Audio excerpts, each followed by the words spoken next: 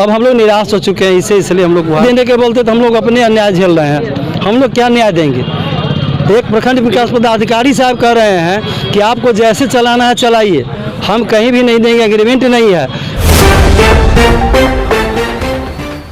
नमस्कार, भारत टाइम्स में आपका स्वागत है। मैं हूं आपके साथ शहनवाज आलम।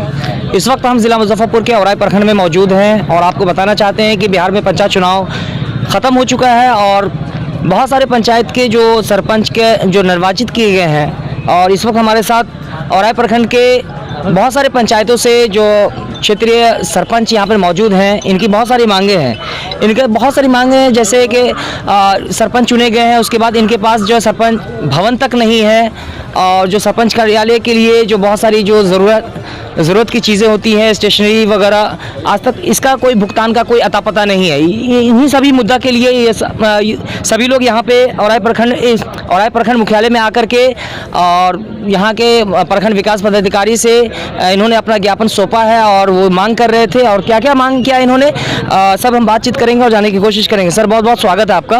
अभी जितने भी आप लोग जो औराई प्रखंड के सभी पंचायतों से जो बहुत सारे सरपंच यहाँ पे मौजूद हैं, तो आप लोगों की क्या मांग है? हम लोग 2016 में नव निर्वाचित हुए थे। उस समय से हम लोग का मोटा मोटी 2-2.5 साल का मानदेय मिला होगा, वो मानदेय भी नहीं मिला और रूम हम लोग के पास भाड़ा पर चला रहे थे, जो सरकारी भवन नहीं था, इसके कारण वहाँ अभी तक उस सब को किराया भी नहीं मिला है। रूम मालिक बहुत परेशान कर रहा है। कोई इसका विधि व्यवस्था का जो सामग्री है, पेपर हो और भी चीज़ हो, कुछ मिल नहीं पा रहा है। ब्लॉक में जब भी आते हैं तो ब्लॉक से भी फटकार लगाया जाता है कि ये घर पर चलाइए, जहाँ मन है तहाँ चलाइए। अभी आप लोगों ने जो प्रखंड विकास पदाधिकारी से जो मुलाकात की आपने और अपनी जो मांगे रखी है, उनका क्या रिप्लाई रहा? वो बोले हैं कि रूम रेंट का कोई यहाँ अभी नहीं है विकल्प, आपको अब जहाँ इच्छा है वहाँ चलाइए या सरकारी भवन मिलता है तो वहाँ चलाइए, यही बात है। और जैसा कि अभी आपने कहा कि बहुत सारे लोग जो है कहीं पर रेंट पे लेकर के और कार्यालय सरपंच कार्यालय का चला रहे थे, सरपंच वहीं पंचायत वगैरह किया करते थे और जो रूम रेंट बाकी है जिसकी वजह से जो है वहाँ आपको वो लॉक कर दिए हैं, जो मकान मालिक हैं और रूम को लॉक कर चुके हैं और जो सरपंच कार्यालय का जो भी सामान है वो उसमें बंद है, आपको नहीं मिल रहा है। तो इसके लिए उन्होंने क्या कहा है? वो बोले कि फिर से नए सिरे से सारा सामान मिल जाएगा। और रेंट का आपने क्या कहा कि अभी जो नया कार्यालय होगा वो किस तरह से कहाँ पे होगा?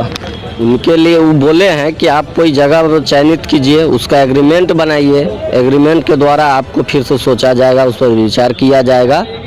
तो इससे पहले का जो आपने कहा कि बहुत सारा रेंट जो अलग अलग पंचायत में जो रेंट पे जो सरपंच कार्यालय चल रहा था जिसका रेंट बाकी है, तो क्या वो जो रेंट पे लिए हुए थे उसका कोई एग्रीमेंट नहीं था जिसकी वजह से ये पेंडिंग में है उनका सारा जो रेंट वगैरह, या फिर कोई और वजह है?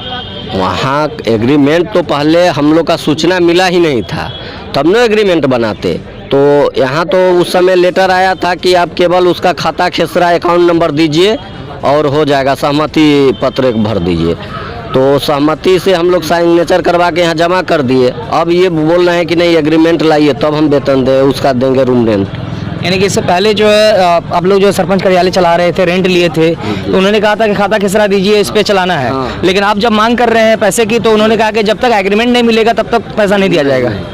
तो उस वक्त उनको क्लियर नहीं, उस वक्त आप लोग क्लियर नहीं किया था क्या? नहीं, उस समय कोई क्लियर नहीं किया गया था। पैसा भी तो मिला है, पैसा भी कई दफ़े मिला भी है। पैसा मिला है, हाँ, 15 साल से भी चल रहा है ग्राम कचहरी, कहीं 20 साल से, तो कुछ न कुछ पैसा भी मिल रहा है, लेकिन इधर आके मना ही कर दिया जा रहा है। क्या नाम हुआ आपका? धर्मेंद्र कुमार, भलुरा सरपंच, वर्तमान सरपंच। क्या समस्या है आपकी? समस्या तो सर यही है जो हम डीजीवर पंचायत से सरपंच रीना देवी बोल रहे हैं कि जो कि एक बार ग्राम कचहरी को वहाँ से किराए पर था तो हम लोग का पेमेंट मिला हुआ था, इसके बाद तो पेमेंट नहीं मिला है। अब तो इस बार हम तो सरपंच रहे नहीं, अब वो मकान मालकिन है जो सामान नहीं उठाने दे रहा है और सचिव जी कह रहे हैं सामान उठवाइए, ताला लगा। वर्तमान में आप सरपंच नहीं है, लेकिन जिससे पहले पूर्व सरपंच हुई आप, तो इससे पहले जो कार्यालय चल रहा था तो जो मकान मालिक के पास सामान फंसा हुआ है वो लॉक कर दिया है क्योंकि जो रेंट है वो आपने पे नहीं किया है, तो इसको लेकर के आपको समस्या आ रही है। तो वीडियो साहब से बात किया आपने, तो क्या उनका क्या रिप्लाई रहे हैं कि जो सामान मिला है अभी नए वाला को मिलेगा, जो पुराने हैं तो बस जहाँ है वहीं रहेगा,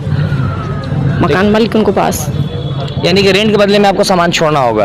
यही तो करना होगा ना, तो यही ना करना होगा। किराया नहीं मिलेगा तो सामान नहीं वहाँ से उठने देगा। लेकिन सरकार फिर से आपसे अगर सामान ढूंढेगी तो फिर आप कहाँ से ला कर देंगी? ये तो समस्या है ना, इस समस्या को तो समाधान करना ना होगा। किराया मिलेगा, इसके बाद सामान मिलेगा, तो सरपंच को बदनामी होंगे कि जो सामान नहीं दे रहे हैं। क्योंकि मकान मालिक का जो आप रेंट है, जो बकाया है, वो रेंट आप नहीं दे रही, इस वजह से वो आपका सामान जो है लॉक करके रखे हुए हैं, और जब तक आप पैसा नहीं देंगे वो सामान नहीं देंगी।